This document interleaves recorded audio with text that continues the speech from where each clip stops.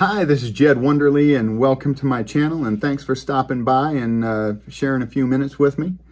We're going to talk about this week's game. That's going to be the focus. We'll have a little bit of discussion of last week's game, but for the most part, we're going to talk about Utah against San Diego State and what I'm thinking will happen and what I hope will happen, and hopefully those are the same. So, let's get started. Utah plays coming off a loss against our heated rival, BYU. If you can call them that. I mean, anymore it's like, of course, we're trying to get Colorado, forced on us as a rival. And, we'd like to think sometimes that USC and some of the other elite teams in our conference are rivals. And I do think there's an argument for some of those things. But the longtime rival of BYU, the game we played on last Saturday was not a good game. I was there, not a happy outcome. We lost that game 26-17, and there's a common opponent that they have with our upcoming opponent, and that's Arizona. Now, BYU barely beat Arizona, and San Diego State demolished Arizona. They dominated them. They were up 35-7 at half. They outgained them 454 yards to like 260 or 270 yards, whereas Arizona outgained BYU in their loss. They lost by 8 points to BYU, and like I said, San Diego State demolished Arizona. It was 38-14, up 35-7 at half. The San Diego State, at least so far this year, appears to be a little more reliant on the running game than on the passing game, so look for that. They have 3 good backs. Their lead back, according to Witt, is number 22. He had 125 yards against Arizona. I believe they had about 260-ish, 270 yards running. And passing, they had about 183 yards. So whatever it is, that adds up to 454. Not a bad balance, but definitely skewed more towards the running side. And of course, that controls the clock. And that's what BYU did to us last week. And I think their time of possession over us was about 11 minutes, which is partly why our defense got so worn down in the second half. We couldn't get stops. We couldn't get off the field. If we're going to win this game, we need to win the line of scrimmage, something we didn't do on either offense or defense last week. We got beat thoroughly on both sides of that, and so the trench battle needs to be a lot different in our favor this week. We need to get some TFLs.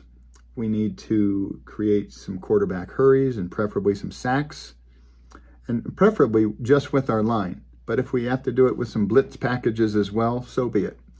The other thing that we need to do is we need to, on the offensive side, we need to give time for the plays to develop. We need to give our receivers time to run their routes.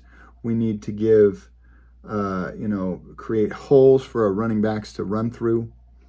Tavion, if he plays, needs to hold on to the dang ball and not fumble it for a 3rd game in a row.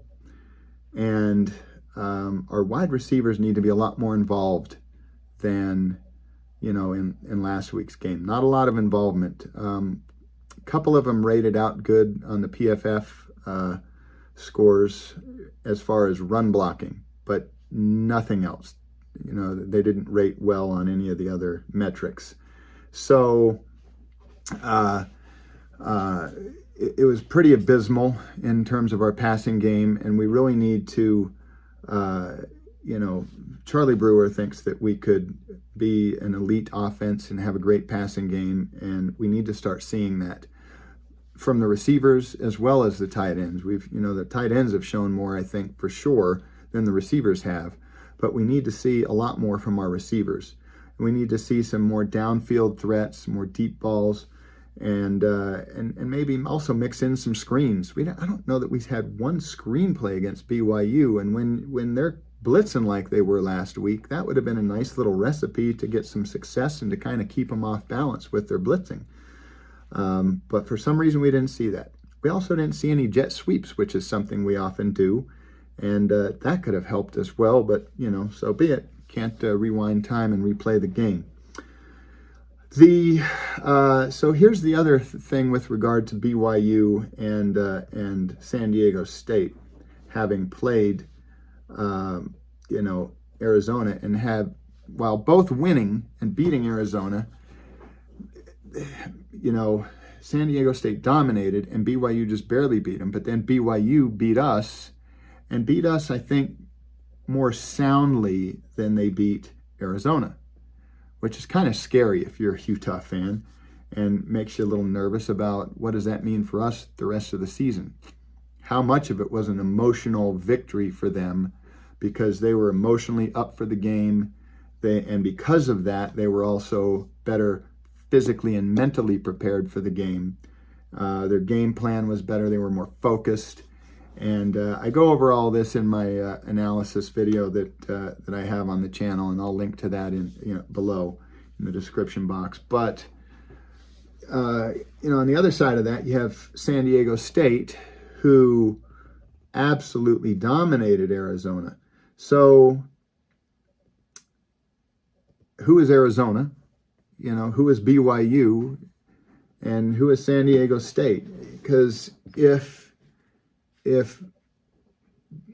BYU is as bad as Arizona, or just slightly better, marginally better than Arizona, and they beat us, then what we're hoping for is that was a fluke, and that we're a lot better than that, and if we were to play them again, we'd win that game.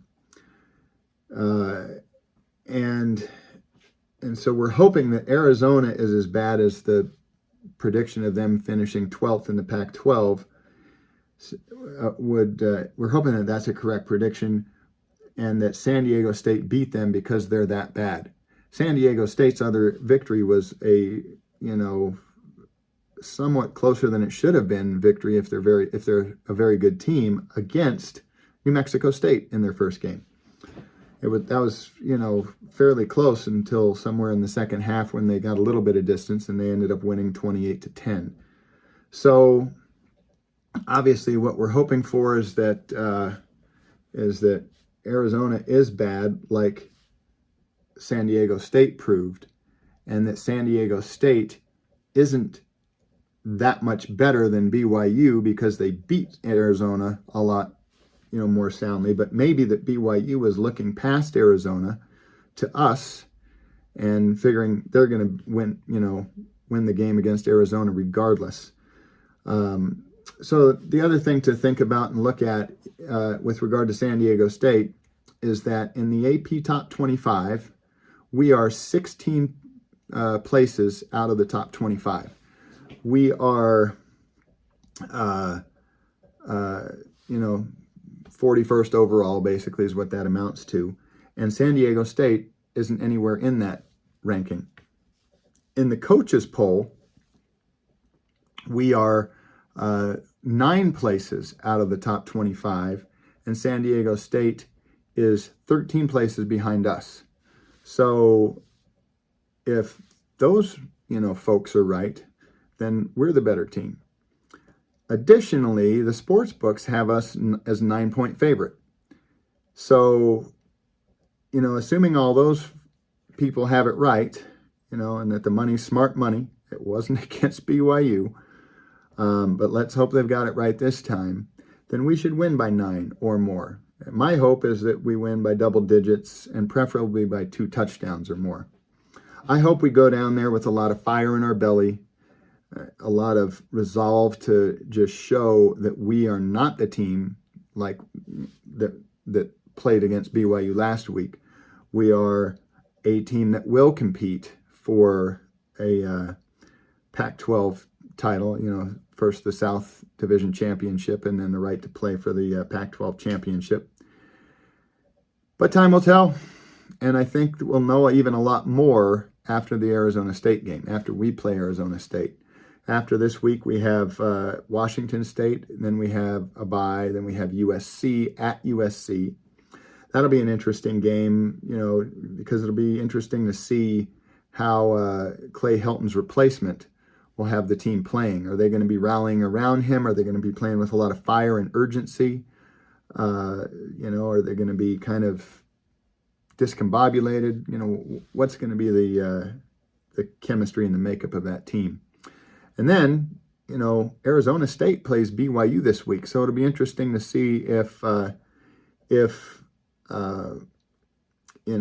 BYU shows up the way they did against us. It is at BYU again, so they have home field advantage. Arizona State is favored by 4. So, kind of go Pac-12. If Arizona State wins and then we beat Arizona State, then, theoretically, hey, we should have beaten BYU. So that's kind of my thought process with that and kind of what I'm hoping for.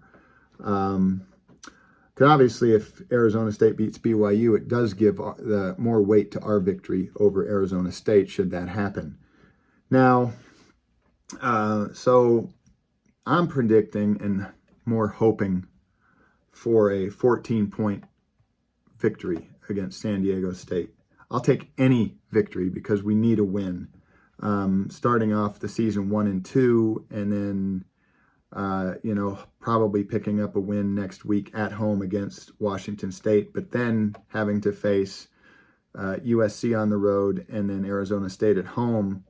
If we're playing like that, we could very well start the season 2-4, which is not a good thing when the coaches and the players were talking about this being a team that's better than 2019, and they thought they could actually finish the job in terms of winning the Pac-12 championship.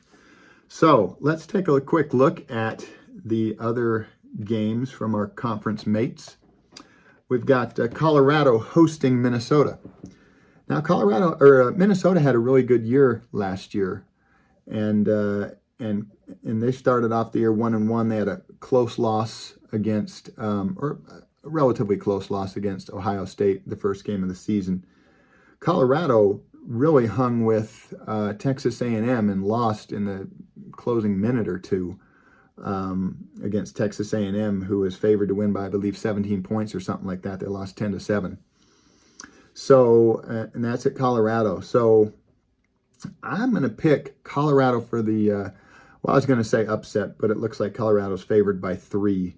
I still think it's kind of an upset, but regardless, I want Colorado. I'm picking Colorado. If you've never been to a game at Colorado, go.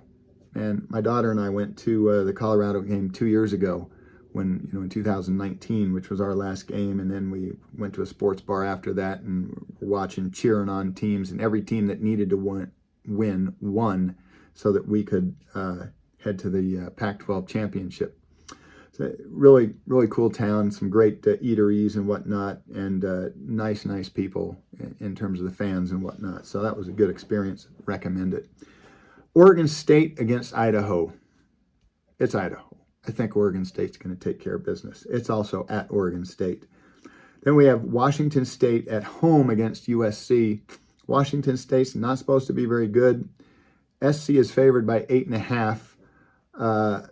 I think SC comes out with some fire in their belly and plays hard for whoever the interim coach is, and I think they take care of business at Washington State. You got Cal, who also played a lot better than I think people were expecting last week, just barely lost, and I think Cal should easily take care of business against Sacramento State, also at Cal. Washington has started off the season 0-2. They're playing Arkansas State at home. I don't think Arkansas State's going to pull off what Montana did. Arkansas State is a 16-point dog, and I know that Washington is hungry for a win after getting beat up pretty bad, 31-10 at the Big House last week against Michigan. So I'm going with Washington on that. So far, I'm being a Pac-12, cheerleader, because I'm picking all the Pac-12 people so far. Again, I'm going with another Pac-12 team, Oregon, over Stony Brook at Oregon. I don't see Stony Brook, even being anywhere close to Oregon. I think that's going to be an ugly game for Stony Brook. But hey, they're getting paid. Stanford at Vanderbilt. which Stanford team's going to show up? They looked really bad in the first week, and then they caused Clay Helton to lose his job in the second week when they played USC at USC. So I'm going with Stanford over Vanderbilt, because Vanderbilt typically isn't very good. Northern Arizona at Arizona. I think this is where Arizona gets its first win, and dare I say, only win of the season? I don't know. I don't know that they're that bad. I think they'll probably pull out another couple of wins here or there. Hopefully not against us. But yeah, I think they're going to handle Northern Arizona. It's at Arizona. So Arizona State at BYU. I'm pulling for Arizona State. I hope they beat them, handily. And then I hope we take care of Arizona State at our place in a few weeks. And then the other game is UCLA over Fresno State. UCLA looked really good. They're kind of my dark horse at this point of the season to win the conference, certainly to win the South Division. But holy cow, that means I've picked all 12 Pac-12 teams to win this week. That'd be a far cry from, I believe it was last week when, or was it the first week? We went 6-6. So yikes.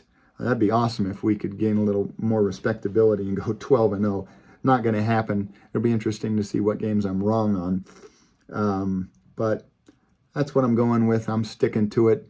I hope you guys have a great day. Check out my BYU analysis below. Feel free to chime in with your thoughts on who you think's going to win, on how we're going to do against San Diego State. Are we going to win the battle of the trenches? Are we going to have a better passing game? Are receivers going to get involved? Is Tavion Thomas going to fumble again? Let me know all your thoughts and everything. I'm looking forward to hearing from it. Please like and subscribe. And this video brought to you by Noble Home Loans. I'm a loan officer and I'm the principal lending manager here in Utah for them. And great company. We have lots of great programs for refinance, for purchasing a home and everything. And one of the things I do is I talk to you about not just mortgages and that kind of thing, but I also talk to you about financial principles to help you create wealth and try to put you on a path to financial success. So call me if I can help you with a mortgage, or if you just have some questions about mortgage financing or other things. You can get a hold of me on my cell at 702-812-1214. Make it a great week, and go Utes.